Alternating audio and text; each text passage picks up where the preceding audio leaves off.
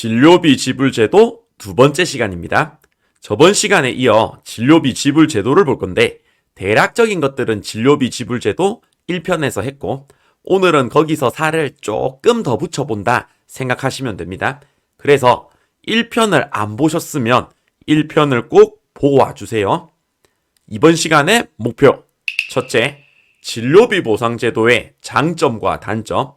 보상제도가 내나 저번 시간에 배운 지불제도라는 말입니다. 둘째, 사전 보상과 사후 보상의 뜻을 보겠습니다. 셋째, 국민의료비에 대해서도 보겠습니다. 먼저 진료비 보상제도의 장점과 단점을 보겠습니다. 저번 시간에 배운 진료비 지불제도에서 살을 붙였다 보시면 됩니다. 왔다, 표가 복잡한데 복잡하게 생각하실 필요 없습니다. 저번 시간에 다 배운 거에서 살을 조금만 더 붙인 겁니다. 지금 이걸 하나하나 다 읽을 거는 아니고 포인트를 잡아 드리겠습니다. 혹시 읽고 싶으시면 잠깐 일시 정지하시고 읽으시면 되겠습니다. 참고로 책에도 있습니다. 표에서 포인트를 같이 한번 잡아 보겠습니다. 표를 보니까 진료비 지불제도 5가지가 나와 있고 각각의 장단점이 있는데 처음부터 따로따로 보려고 하지는 마시고 크게 2가지로 묶을 수가 있습니다.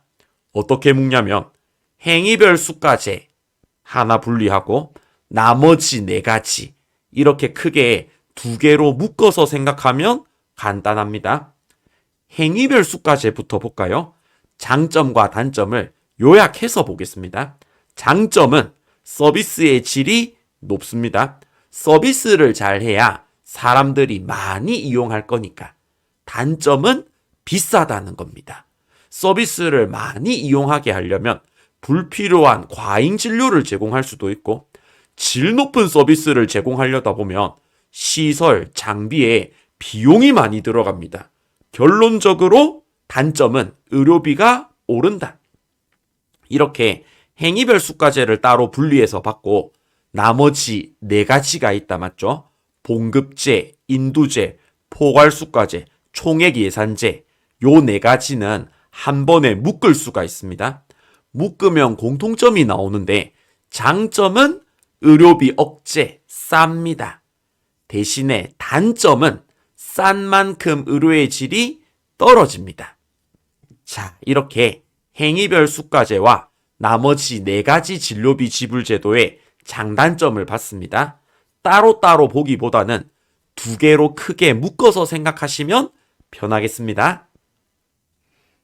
다음으로 사전 보상과 사후 보상을 보겠습니다. 방금 봤던 진료비 지불제도 5가지가 각각 사전에 들어가냐 사후에 들어가냐 분류를 해볼 겁니다. 왼쪽부터 사전 보상부터 보겠습니다. 뜻부터 보겠습니다. 서비스를 받기 전에 미리 가격이 정해져 있다 돼 있네요. 예시로는 봉급제, 인두제, 총액예산제, 포괄수가제. 이 방식들은 서비스를 받고 나서 진료비가 매겨지는 게 아니고 미리 얼마를 지불할지 정해놨습니다. 생각해보니 맞다 맞죠? 오른쪽에 사후 보상을 보겠습니다. 서비스를 받은 후 가격을 지불한다. 예시로는 행위별 수가제가 있네요. 행위별 수가제는 행위, 서비스 하나하나당 가격이 정해져 있고 서비스를 다 받고 나서 진료비를 계산하고 지불하는 겁니다. 여기서 꿀팁. 행위별 수가제 빼고 다 사전 보상 방식이다. 아까 전에 봤던 장단점 묶을 때랑 방식이 같다 맞죠? 행위별 수가제 혼자 사후 보상 방식이고 나머지 4가지는 사전 보상 방식입니다. 다음으로 국민의료비에 대해 보겠습니다. 국민의료비의 정의부터 보면 국민의 건강을 위해 지출되는 비용이라 돼 있네요. 그런데 밑에 보니까 국민의료비에도 종류가 있는 것 같습니다. 왼쪽부터 보면 개인 부담이라고 개인이 부담해야 할 의료비가 있습니다. 예시는 약값, 진찰료, 민간의료보험료 등이 있네요. 오른쪽에 국가 및 비영리 부담도 있습니다. 여기서 국가는 나라고 비영리는 이익을 추구하지 않는 집단이다 라고 이해하시면 되겠습니다.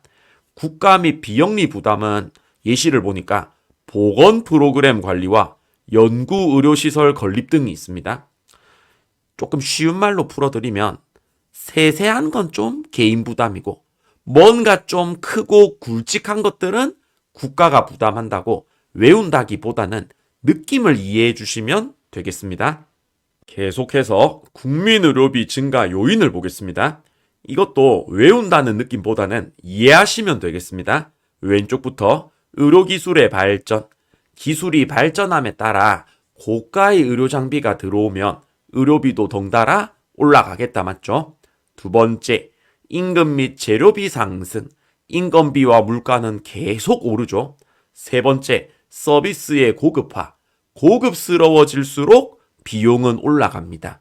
산후조리원 생각하시면 이해가 빠르시겠습니다. 네 번째, 만성질환의 증가, 혈압, 당뇨와 같은 만성질환은 완치가 안 되고 평생 관리해야 합니다. 평생 관리해야 하니까 비용이 올라갑니다. 다섯 번째, 노인인구 상승.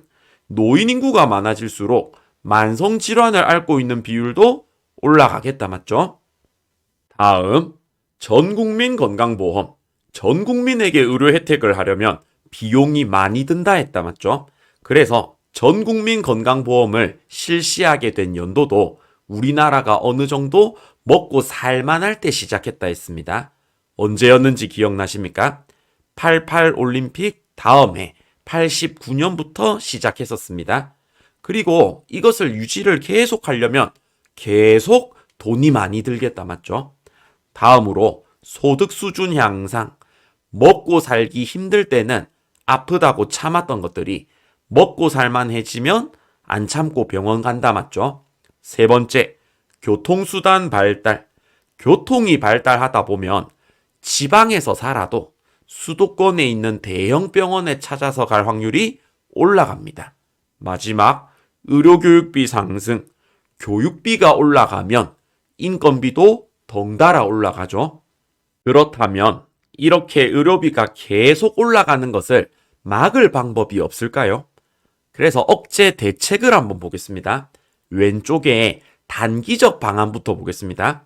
단기적 방안이 무슨 말이냐면 빠르게 써먹고 효과 볼 수 있는 방법이란 뜻입니다.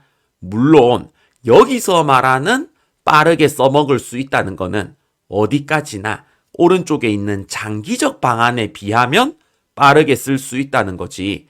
단기적 방안 요것도 정책적으로 펼치려면 시간이 많이 걸릴 수가 있습니다. 예시를 보겠습니다. 수요 측의 본인 부담률 인상. 본인 부담률을 올려버리면 병원 가는 것을 자제하겠다 맞죠? 그런데 이것을 반대로 생각하시는 경우가 많습니다. 본인 부담률을 내려야 의료비도 내려가는 거 아니냐고 생각하시는 경우가 있더라고요. 내가 내는 돈이 적어지면 내가 내는 의료비가 내려가는 거 아니냐면서. 이렇게 한번 생각해 보겠습니다. 내가 내는 돈이 줄어들면 내한테는 부담이 덜하죠. 내한테 부담이 덜해지니까 병원을 더 많이 이용하겠다 맞죠? 그렇게 많은 사람들이 부담 없다고 많이 이용하다 보면 국가 전체 의료비는 올라가는 꼴입니다. 그래서 결론, 본인 부담률을 올려야 부담스러우니까 이용이 줄어들어서 의료비가 억제가 되는 겁니다. 다음으로 급여 범위 확대 지양.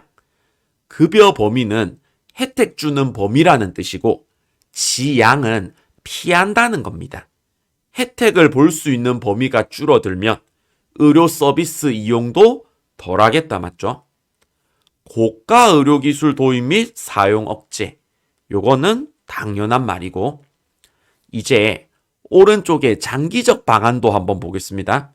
장기적 방안은 빠르게 써먹을 수는 없고 시간과 기간이 많이 소요되는 방법입니다. 예시를 볼까요? 사후에서 사전 결정 방식으로 진료비를 바꾼다.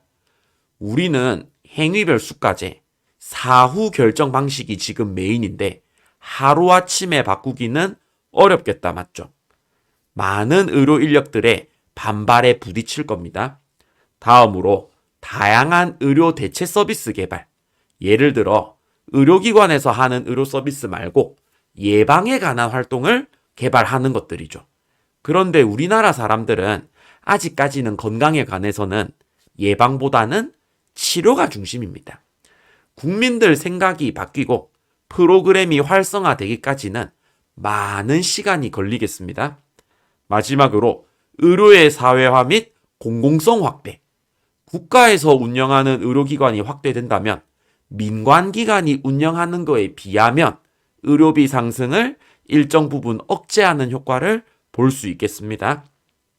자, 이렇게 의료비 억제 대책, 단기적 방안과 장기적 방안까지 한번 살펴봤습니다. 이제 문제로 오겠습니다. 문제. 환자를 진료할 때 진찰료, 검사료, 처치비, 약품비, 재료비 등에 따로 가격을 매긴 뒤 합산하여 진료비를 사후에 청구하는 제도는? 정답은 4번 행위별 수가제. 행위별 수가제는 서비스를 다 받은 뒤에 청구하는 사후 청구 방식이다. 기억해 주세요. 다음, 국민의료비 증가 억제 대책으로 옳은 것은? 정답은 4번 의료비 지불 방식을 사전 결정 방식으로 전환한다. 서비스를 받기 전에 미리 정해져 있으면 의료비가 덜 올라가겠죠. 마지막으로 이것만은 알자. 첫째, 사전 보상과 사후 보상의 뜻과 종류. 사전 보상 방식은 진료를 받기 전에 미리 진료비가 정해져 있는 것이고, 사후 보상 방식은 서비스를 다 받은 뒤에 진료비가 결정되는 겁니다. 사전 보상 방식은 행위별 수가제 빼고 나머지 4가지였습니다. 사전 보상 방식 4가지 뭐였냐면 봉급제, 인두제, 포괄수가제, 총액계약제가 있고, 사후 보상 방식은 행위별 수가제 하나밖에 없습니다. 둘째, 사전 보상과 사후 보상의 장단점. 사전 보상의 장점은 싸다. 단점은 질이 떨어진다. 사후 보상의 장점은 질이 좋다. 단점은 비싸다. 셋째, 본인 부담률이 증가하면 진료비는 억제된다. 내가 부담하는 비용이 많아지면 부담스러워서 이용을 안 하니까 진료비가 억제됩니다. 헷갈림 주의. 이렇게 해서 보건행정 파트 요점 정리를 모두 마쳤습니다. 보건감호학에서 가장 어려운 파트 중에 하나였습니다. 완강을 축하드립니다.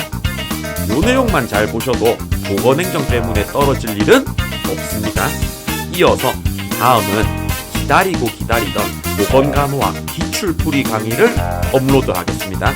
요점 정리해서 못 다룬 세세한 내용들도 기출풀이 강의에서 이어갈 예정이니까 기대해 주시고 다시 한번 구독과 좋아요 부탁드립니다.